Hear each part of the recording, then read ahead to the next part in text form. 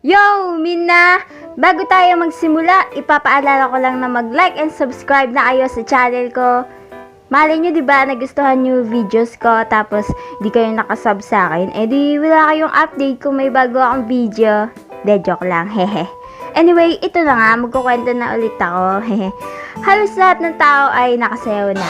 Sa party man, sa zumba man, sa concert man, sa bahay, o sa school. Kahit yung mga hindi talaga sumasayaw, sumayaw din yan. Syempre para sa grades. At isa ako sa mga taong hindi talaga magaling sumayaw. Pero kailangan sumayaw para sa grades. Yung tipong kakalimutan nyo na lang yung dignidad tsaka yung kahihiyan nyo para lang sa grades. Joke lang. Pero seryoso, ganun talaga yung iba na sinasabi nila kapag nahihiya talaga silang sumayaw. Wala nang hiya-hiya to. Lalo na ngayon yung mga may sayaw, hindi lang sa PE nagaganap. Pati na rin sa mga ibang subjects may sayaw-sayaw na yan. Kahit hindi naman talaga konektado sa subject nyo, yung mga ganun. At maliban sa mga academics kaya ako nakakasayaw, dahil nakipag-participate din ako sa activity na ginaganap sa school namin. Yung activity na yun, tinatawag na field demo or field demonstration. Ano ba yung field demonstration? Field demo or field demonstration is usually established by researchers and or extension workers. Wait, ba't ganito? Boss, ayan kasi yung lumabas sa Google.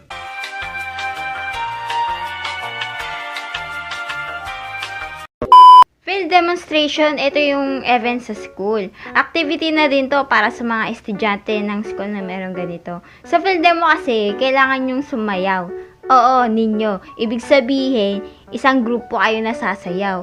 Pwede isang grupo or isang section or isang year.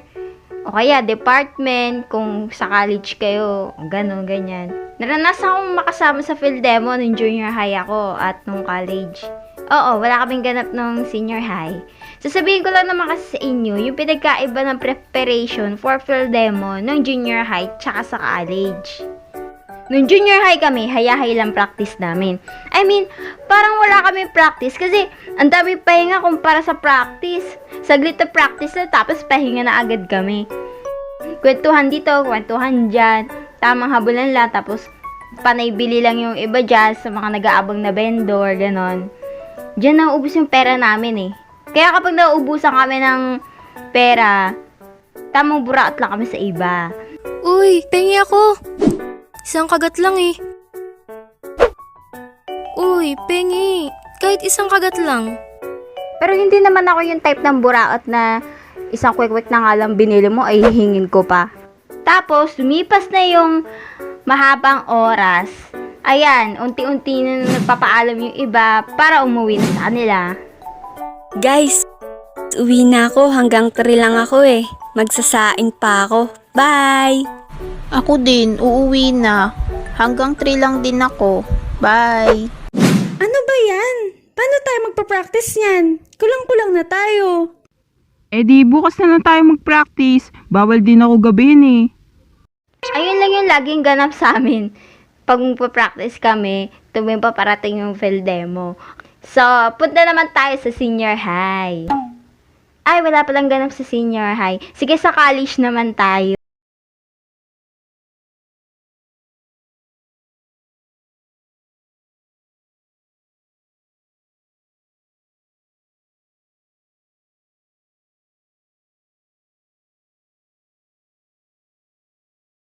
Magawa.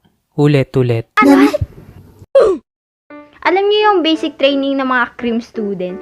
Parang ganun yung pinagdaanan namin eh. Stretching pa lang Like with the fudgy bar, 20 to 30 minutes stretching, pero pakiramdam ko, nag-practice na kami ng half day. Ganun daw kasi talaga para, maging flexible yung katawan mo, para maging maliksi, kung sakali meron kayong mga steps na sobrang bilis talaga ng kilos, diba? Sa practice namin, hindi pwedeng sayaw patay ka. Dapat may energy. Kaya lang, mawawalan ka naman ng energy kung paulit-ulit kang sasayaw. Ano ba yan? Bakit mayroong patay dyan? From the top! Anak na tokwa naman oh.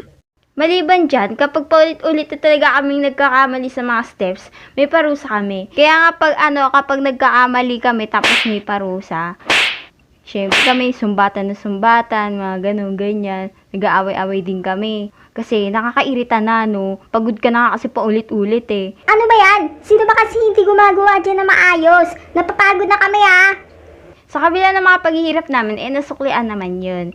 Nanalo kami sa Phildemo at kami ang champion. Hehe. Well, ganun naman talaga siguro no? Na kapag pinaghirapan mo yung isang bagay, tapos binigay mo pa talaga yung pinaka-best mo, panalo ka na talaga. Kahit sabihin pa na natalo ka or nanalo ka sa isang contest. Basta, yun nga, binigay mo yung best mo, panalo ka. O, diba? Inulit ko lang. At kung naaalala nyo, diba, sinabi ko sa inyo kanina, hindi lang sa PE nagaganap yung pagsasayaw na yan. Actually, hindi lang pagsasayaw pati pagkanta, pag-arte, o kung ano pa man, nagaganap po yan sa ibang subjects. Kahit sa tingin nyo ay hindi naman connect yung mga ganong skills sa subject na yun. Akala nyo lang yun, guys. Para to sa future natin, para to sa atin. Okay?